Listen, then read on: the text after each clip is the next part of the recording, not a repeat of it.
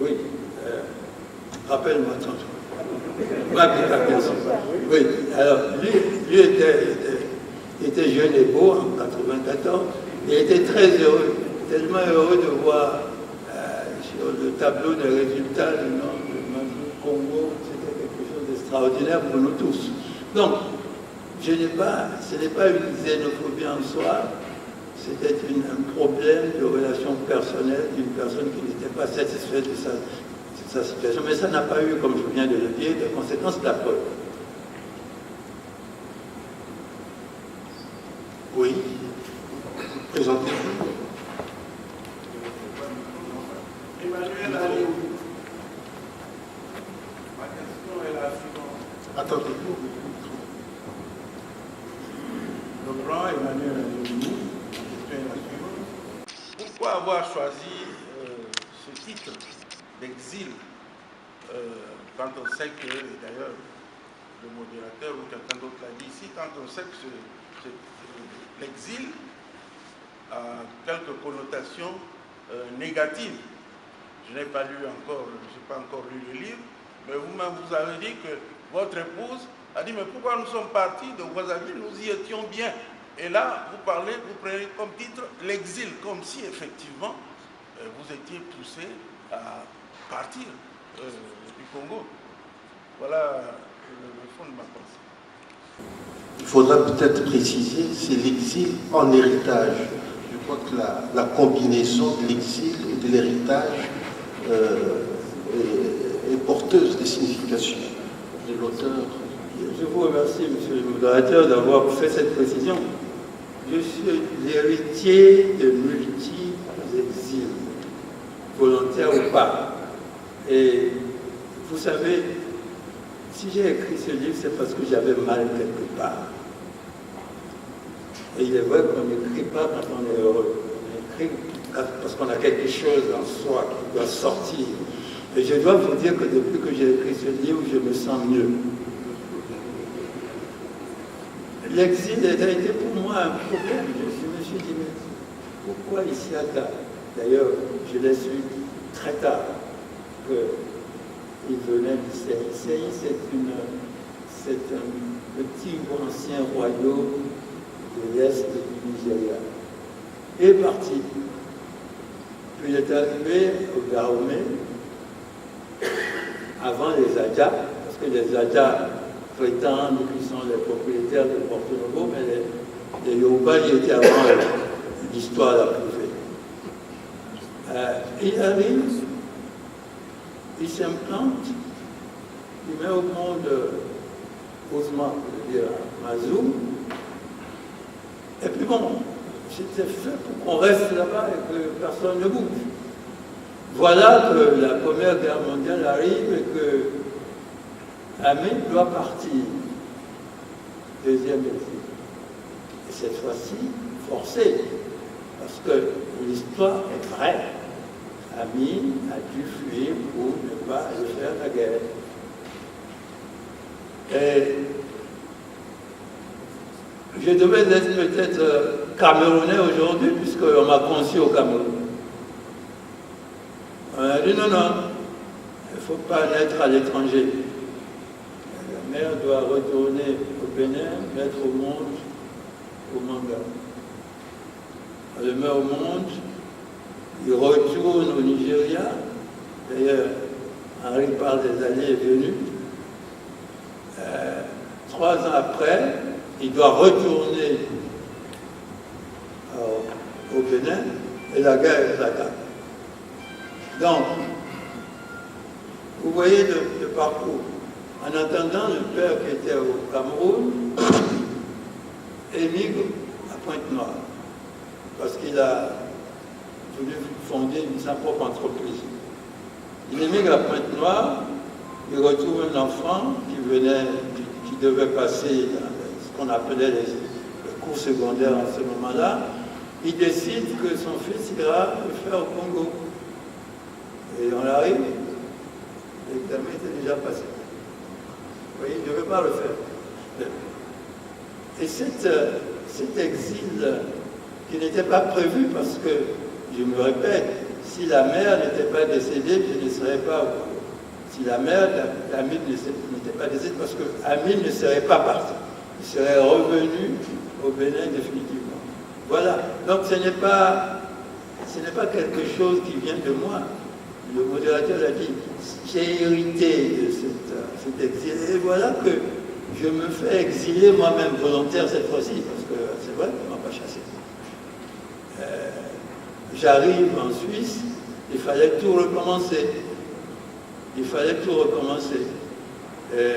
Mais la fin était moins chaotique qu'au départ. Voilà ce que je peux dire. Mais ce n'est pas négatif. D'ailleurs, grâce à l'exil, je crois être un autre homme. Je crois que j'ai une ouverture que je n'aurais pas eue si j'étais resté sur place. Je ne me serais pas battu pour faire des études supérieures si j'étais resté au Congo, puisque on avait à 24 ans, on était inspecteur principal, c'était des grades les plus élevés. On devenait automatiquement inspecteur général. Sans trop d'efforts. Mais je me suis trouvé dans une organisation internationale où il fallait montrer autre chose. Et donc je suis retourné à l'université tout en étant employé dans cette organisation pour montrer que c'est possible. Vous avez parlé de la modestie. Je n'ai pas beaucoup parlé de ça dans le livre parce que c'est pas nécessaire. Mais pour répondre à l'auditeur qui m'a posé la question, c'était pas négatif. C'était un héritage que j'ai, malgré moi, continué à perpétuer parce que mes petits-enfants maintenant sont un mélange de tout. Un mélange d'ivoiriens,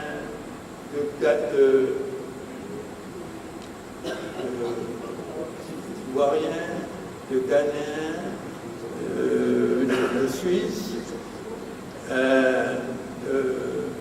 Afrique centrale, en Afrique de l'Est, de l'Ouganda, toutes sortes de mélanges maintenant dans ma famille. Il y a des Ougandais, il y a des Français, il y a des Françaises, il y a des Suisses. À un moment donné, j'étais le seul Congolais de la famille. Voyez-vous, c'est très enrichissant, mais en même temps, ça fait mal. D'où est-ce que je suis finalement? Je disais au professeur Evie l'autre jour que lorsque je dis que je m'appelle Mazou, au Bénin, on dit ça, c'est pas un nom béninois. C'est vrai. Parce que Mazou, ça vient peut-être du nord, chez les Aoussa. Quelqu'un qui a donné son nom à un de ses amis, le nom de ses amis à son fils, et puis on est devenu Isiaka, et puis on est devenu Mazou. Il y a plus de Mazou au Congo qu'au Bénin. Voyez-vous? Et je raconte aussi l'anecdote de ce que j'ai vécu dans les aéroports. Quand je montre mon passeport ici, il y a toujours un Congolais qui dit « Ah, tu es un parent, vous êtes un parent ?» Je dis « Oui. » Donc c'est une interrogation perpétuelle chez moi. Et maintenant que j'ai écrit ce livre, je me sens mieux. Est-ce votre premier livre? Non. Je continue à apprendre à écrire. J'ai écrit un livre en 2004 sur l'union postale universelle, son passé, le présent et l'avenir. C'est un ouvrage plutôt technique. Comme j'ai dit, j'ai l'amour du livre. J'apprends à lire à l'école de Henri. J'apprends à écrire aussi. Quatrième question, l'avant-dernière. Merci. Je vais prendre au hasard dans la salle. Je vais désigner Pierre Makita-Damba. Ce jeune qui avait eu le premier à congratuler messieurs, celui que j'appelle affectueusement l'excellence M. Moussibao Mazou, vice-directeur général du Bureau international de l'Union Costa universelle. Je vais poser une question, mais je fais un petit commentaire avant pour dire je suis tout à fait d'accord avec monsieur l'ambassadeur Henri Lopez, qui parle de multi-appartenance. Je dirais qu'il y a eu des Omanga par le passé, il y a des Omanga pour le présent, et il y aura des Omanga pour le futur. Ma question, c'est de savoir, je fais de la fiction, demain, je crois que c'est le modérateur qui a parlé non, plutôt de Henri Lopez, qui parle de ce que l'Afrique demain peut devenir cette puissance unitaire. Sous l'Union africaine, nous constituons une fédération ou bien un bloc. Alors comment vous situerez-vous au niveau de l'Afrique? Quelle serait votre nationalité? Est-ce que vous serez fier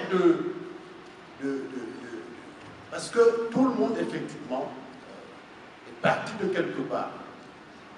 Si nous regardons notre histoire, les Congos sont partis de là où ils sont partis. Les Mochis sont partis de là où ils sont partis. Et nous nous sommes retrouvés. Nous sommes aujourd'hui là. Nous ne pouvons pas nous dire, je ne peux plus me dire, moi, que je suis Congolais pur. Alors, demain, nous sommes au niveau du continent africain. Donc, nous sommes tous, comme l'Amérique constitue un bloc, nous sommes cette fédération-là. Comment vous sentiriez-vous? Merci. Merci. Vous avez répondu vous-même.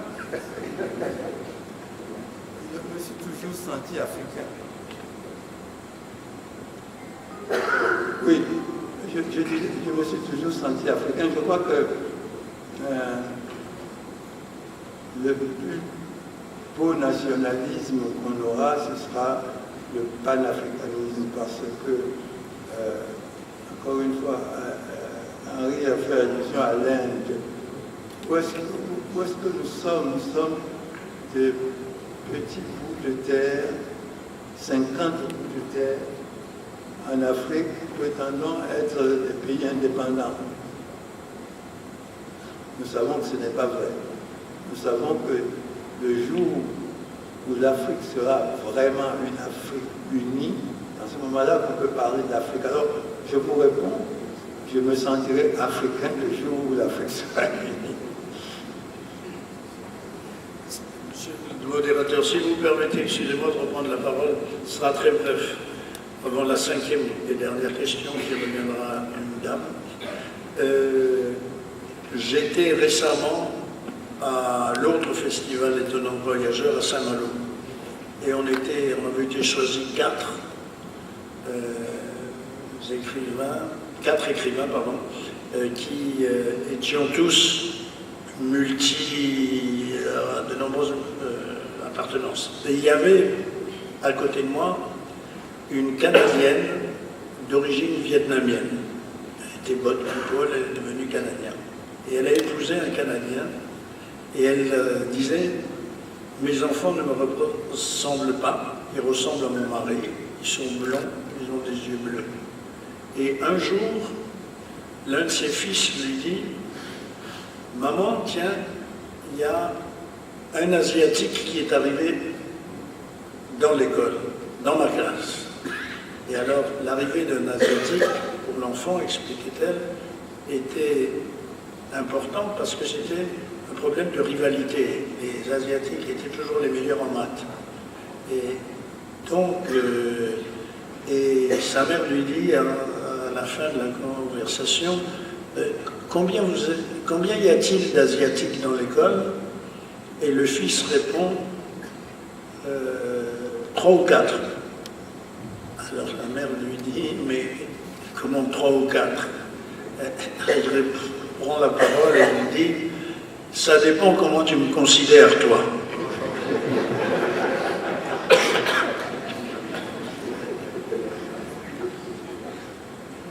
Dernière question, Madame. Ilma Sambadiba, écrivain en herbe, auteur de Premier pas, est passé par Léopold Sédar Senghor, qui est un recueil de poèmes. C'est toujours pas facile de poser des questions quand on n'a pas lu le livre, mais je venais de parcourir la préface du ministre Lopez, et la question serait celle-ci, à l'auteur. Le ministre Lopez dit dans sa préface que ce livre n'est ni un cri de douleur, ni une plainte, ni une lamentation. Pour lui, c'est une méditation sur les bienfaits de l'exil. Je voudrais savoir, monsieur l'écrivain, en un mot, que direz-vous pour caractériser votre livre?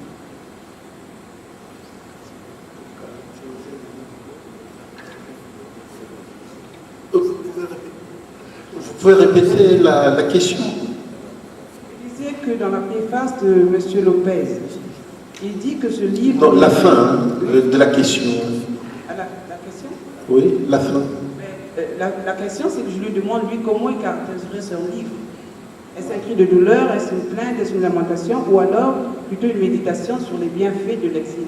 En un mot, comment il caractériserait son livre? Comment il caractériserait son livre, l'auteur? Ok. Oui, à l'arrivée, ce serait l'éloge de l'exil. Parce que ce sont, en fait, je dois dire que, j'essaye de le dire d'ailleurs en épilogue, de l'écrire, c'est une ouverture vers l'autre. Je disais tout à l'heure que je ne savais pas ce que je suis si je n'avais pas été en exil. Volontaire, bien entendu. C'est-à-dire que l'exil vous a permis, forcé si vous voulez, de vous interroger sur vous-même.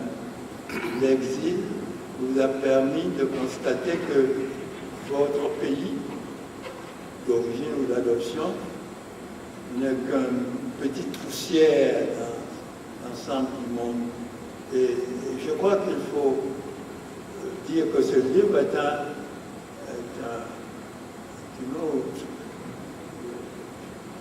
une ode à l'exil, je crois. Voilà ma réponse. Je ne sais pas si ça vous donne ça. Oui, la question se posait à nous deux. Non, c'est simplement, je voudrais éclairer parce que je pense que c'est une question importante. Je voudrais donner 2 exemples dans l'histoire de notre pays. Premier, c'est Matsua. Matsua est un Congolais. À l'époque de la Première Guerre mondiale, il est fait militaire et il part pour se battre. Il arrive en France, la guerre est finie, mais il y séjourne. Et qu'est-ce qu'il découvre dans cet exil? C'est que là-bas, il est traité sans discrimination. Et c'est de là que vient l'idée d'écrire au gouverneur général, au ministère des colonies, et de dire « Donnez-nous le même statut que nous vivons ici aux colonies ». Donc l'exil lui a permis de voir que cette inégalité qui existait dans la colonisation n'était pas une règle universelle, mais que les mêmes compatriotes de ceux qui colonisaient sur place avaient une autre tenue. Et j'y ajoute l'exemple de ma génération. Moi, je débarque sur le port de Marseille en 1949. Premier boursier, je crois, c'est 1946 ou 47. Et la première chose qui me frappe en arrivant sur le port de Marseille, c'est que je cherche les dockers, je cherche des Noirs. Pourquoi? Parce que dans ma tête, ici au Congo, les Blancs ne pouvaient être au minimum que contremaîtres. Mais ils ne faisaient pas de travail manuel. quel que soit leur diplôme, etc. Un Congolais pouvait avoir plus, il était toujours subalterne. Et je me dis, mais où sont les Noirs de ces pays? Et on m'explique que les dockers, ce sont des Blancs. C'est à partir de là que notre génération, on a vu qu'on était traité différemment, et quand on revenait en vacances, la première chose qu'on faisait, c'était aller de s'asseoir dans les bars du quartier européen pour montrer qu'on avait appris ça là-bas et qu'on était d'autres individus également. C'est en cela que l'exil n'est pas simplement un douleur, mais qui vous ouvre les